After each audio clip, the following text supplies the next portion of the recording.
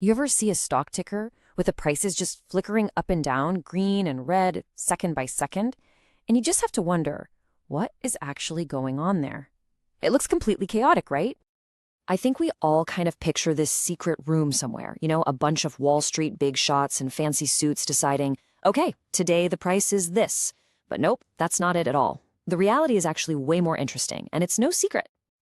So today, we're going to pull back that curtain. We are going to break down what really makes those prices move, and we'll do it with a straightforward beginner's guide.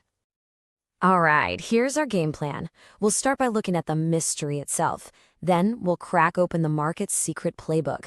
After that, we'll get into the idea of a stock's true value, see what happens when hype goes to battle with fundamentals, and we'll wrap it all up with a really important final thought. This is a tool, not a rule. Okay, so to really solve this whole price change mystery, we need to break it down. We've got to answer two totally different questions. On one hand, you've got the how. What is the literal mechanical process that makes that number on your screen change every single second? And then on the other hand, there's the much bigger question, the why. What are the deep down forces that decide if a stock is fundamentally worth $5 or $500? Let's tackle the how first. To get the mechanics, we have to look inside what I like to call the market's secret playbook. And that playbook is something called the order book. Now, it's not some dusty old book, of course. It's a live, digital, constantly updating list. It shows every single offer to buy a stock, we call those the bids, and every single offer to sell a stock, those are the asks. This thing is literally the beating heart of the market. So think of it like this. You've got two opposing armies. Over here in green, you have the bids. That's the army of buyers all lined up shouting, I'm willing to pay this much. And over here in red, you have the asks, the army of sellers saying, no way, I won't sell for a penny less than this. And that price you see on the news, that's just the exact price of the last deal, where one buyer and one seller finally agreed and shook hands. So how does that price actually go up? Well, imagine some great news comes out. Suddenly, buyers get super aggressive. They start outbidding each other to make sure they get their shares. It creates a classic bidding war. All that upward pressure forces the sellers to say, hey, if you want it that badly, you're going to have to pay more. And they raise their prices. And boom, the stock price goes up. And of course, this street runs both ways. What happens if bad news drops? Panic sets in. Sellers get scared and start lowering their prices, just trying to find anyone to buy their shares. This creates a kind of fire sale where they're all competing to get out the door first. All that downward pressure, you guessed it, makes the stock price fall. And that right there is the how. It's the moment-to-moment tug of war. But now let's zoom out. We've seen how the price moves second by second, but it's time to uncover the why. What makes a stock valuable to begin with? This brings us to a much deeper concept, a stock's so-called true value. And the key idea here is called intrinsic value. Just think of it as the theoretical real worth of a company. It's an attempt to figure out what a company should be worth based on its cold, hard business fundamentals, its profits, its assets, its growth potential, if you could just strip away all the daily hype, all the fear, and all the noise. The master himself, Warren Buffett, had the perfect analogy for this. He said investing is like buying a farm. You're not worried about the crazy price your neighbor got for his farm last week. No, you're kicking the dirt, checking the soil, figuring out how many crops that farm can produce year after year. That's the whole idea behind intrinsic value. So you might be wondering, how in the world do people even try to calculate this stuff? Well, there are a few main ways. For a really predictable company, analysts might use something called a discounted cash flow, which is kind of like a time machine for money.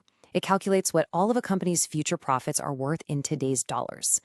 If it's a company that pays out dividends, they might use the dividend discount model. For a company with a lot of physical stuff, like factories and real estate, they can use asset-based valuation, which is pretty much what it sounds like, what it owns minus what it owes. And for a quick and dirty comparison, they'll use earnings multiples, which is like comparing the price tags on two similar houses to see which one might be a better deal. Okay, but here's where it gets really, really interesting. The market price, that flickering number we see, often disagrees, sometimes wildly, with that calculated value. This is where we get the classic showdown, hype versus fundamentals. And this leads us to a really important question. If we have all these fancy methods to estimate a stock's true value based on its current business, why does a company like Tesla so often trade for a price that seems astronomically higher than what its profits today would suggest? And this chart right here, it shows you that gap in plain sight.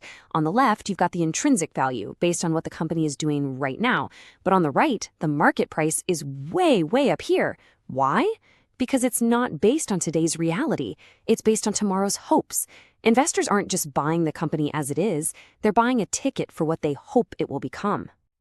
So what exactly is causing this huge gap?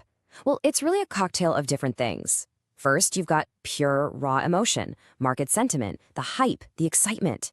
Then you've got those big, bold bets on the future, the belief that this company will change the world. And sometimes it's driven by external factors, like low interest rates making stocks seem like the only game in town. All right, so where does all this leave us? What's the big takeaway from this whole thing? It really boils down to thinking of intrinsic value as a powerful tool, but definitely not as an unbreakable rule. This begs the ultimate question, right? Is this intrinsic value thing some kind of magic number? Is it a crystal ball that can tell you exactly where a stock's price is going to go? And the answer is a big, not exactly. Here's the absolute best way to think about it. Intrinsic value is a powerful tool for analysis, but it is not an infallible rule for prediction. So let's just boil it down. Look, using intrinsic value is fantastic for trying to find those potential hidden gems. Stable, solid companies that the market might be overlooking.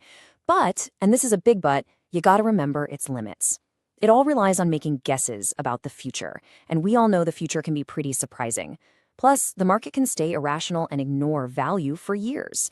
And for those exciting new startups that don't have any profits yet, well, these models aren't much help there. And that brings us to the final question, the one you have to ask yourself. When you put your money into a stock, which game are you actually playing? Are you playing the long game, buying a piece of a real business based on what you think its fundamental value is? Or are you playing the short game, just betting on where that flickering number is going to go next? And how you answer that, well, that really defines the kind of investor you are.